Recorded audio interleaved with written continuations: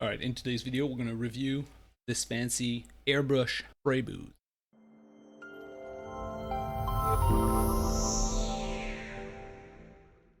So just to give you like a quick overview about this on Amazon, there's a bunch of brands. These are all kind of like generic products, like they're, depending on the brand you get, they're almost like all made in the same factory.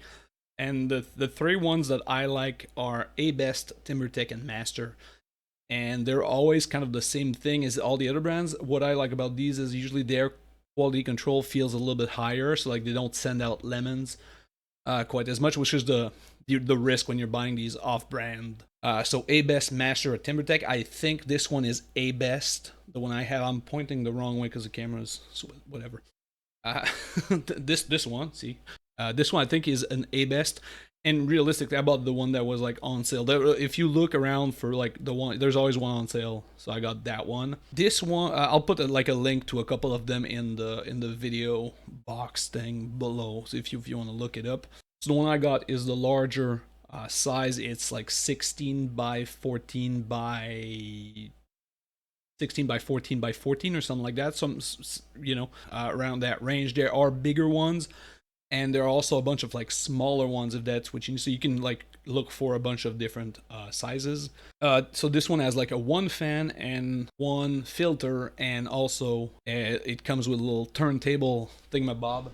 So these things, when you get them, they're this one very easy to assemble. I was kind of surprised. It's like no tools required, all snap fit. So that I thought that was very interesting, especially because the alternative to buying one, it is like the DIY version where you build your own self. So it's like night and day in terms of like how handyman you need to be. And then you can see there's Bill and Ted the Space Marines in there to give you like an idea of the size. I said this is the 16 by 15 or 16 by 14 or something size. So very, Bill and Ted here take no space whatsoever. So you get like a pretty big area. And this specific model that I got is came up cheaper because there are no lights in it. So that's like a big deal, especially with the smaller boxes, because then you get like a very enclosed area. If you don't have like a proper light system, it's going to be very dark, and then you don't see what you are airbrushing. This one is pretty big, so I thought the light was not really going to be an issue. And if you have like a little desk lamp like I got like on the side there, I didn't run into that specific issue of mine having a problem because there are no lights in it, but there are a bunch of models that come with lights. If that's what you need, go for it. The other real drawback, not that the light is like the drawback if you really need light. I don't, so it's not a big deal. But the power cord is very short for what I expected it to be. Whereas if you can tell, this one, mine is like about 1.5 feet away from the wall, and the power cord is like making it, but I don't have like a lot of spare room to move this thing around. So if that's something you kind of want to plan ahead. If you're set up like where you intend to put that box in your hobby area, if it's not right next to an outlet, just buy an extension cord. Because at least the cool thing is that the power like button is on the spray box itself. It's not like on a clicker in the middle of the cable, which sometimes that's like the real big deal. Like lights, if you buy lights are almost never a button on the light. It's always on the cord, and if the cord is too small, it's whatever. Not the case for this bad boy. Think about it. If you need to, like, an extension cord will solve your problem, but you still might need an extension cord, which is a little bit dumb. So now onto the actual like review, because as you can tell, I've been using this. I don't like to just unbox things and talk about them. I like to give them a proper try before I talk about them. So let's get into an actual review. And then right off the bat, I can tell you, as much as I liked the product, I thought it has like some uses. It was not for me. What I wanted to solve for a problem, and what I wanted to use it for, it did not like live up to it, and did not really live up to my expectations at what I wanted it to do or what I needed in my like hobby area. So we'll talk about a little bit more why that is later, but I do think it's a good product, and I do think like a lot of people will get benefit from this. So the main reason why I bought this, I made a couple of changes in my like paint areas. I want to fix a couple of issues, and one thing that I did ran into was like my primer and base coating situation was kind of little bit wonky where I airbrush on a folding table in general, or in this area here that you can right now not see because I MacGyvered my camera to film this for the streams. So I don't really have like an overspray problem when I do like small minis or even like a in general, because I just spray on like a $40 folding table that I can butcher as much as I want. Do not care. And for the most part, I don't get any particles or overspray, because if you're doing like a single model and like small paint batches, you're not going to run into that many issues.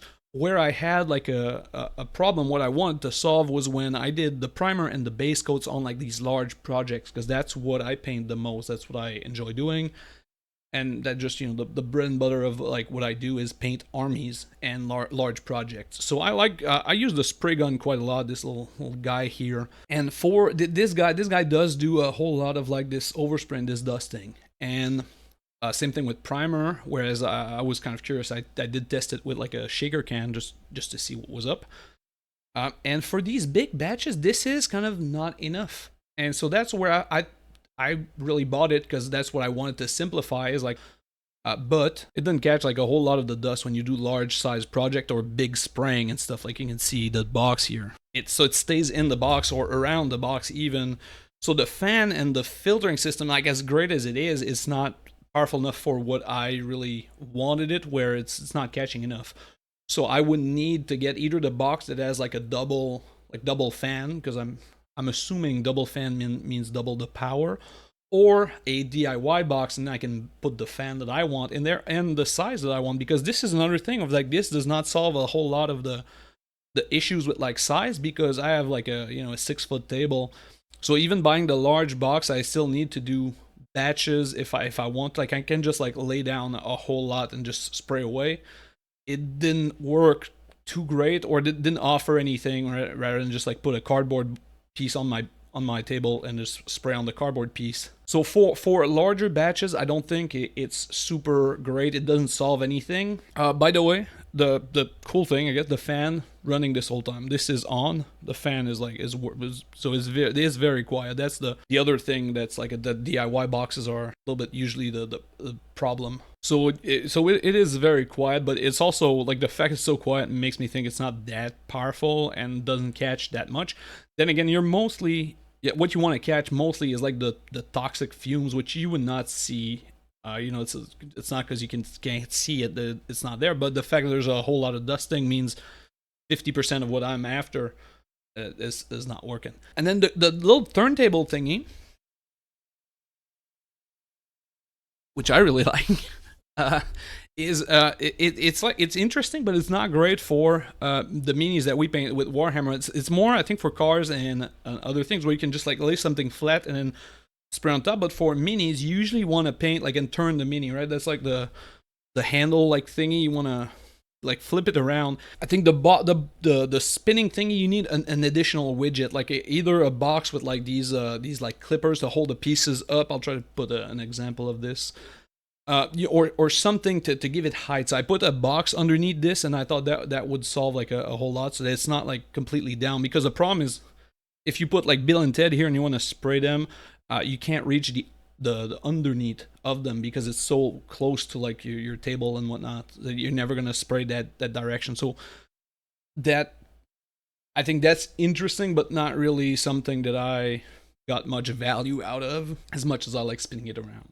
So even though this is like not really for me, I do see a lot of like good uses for this. I think it's definitely not like a waste, especially if you don't have like an area where you can just trash completely, like that folding table. Not everybody wants to have that. I think the box is pretty practical. The other big downside for like my operation again is that this is not really portable. Like they say it's lightweight and whatnot, but really the weight doesn't matter, because this is a clumsy thing to move around. It's big, and it's not like, again, it's all snap fits. It's not like the sturdiest like construction ever, and it does take a whole lot of like real estate. So that's where I am kind of stuck with, is that this setup right now, it's taking more space than it is problem solving. Which brings me to my next point, which is alternatives. So I talked about the little tents earlier, and I think the tent is going to be my next purchase. So basically the tent is essentially like a spray boot, but much bigger. So it's like a one-person tent that you can just like spray into, close it, and then there's a little fan. So the same fan situation, but it's like a much bigger space. So I figured like it's impossible for me to run out of space in a fucking tent. So that's my next.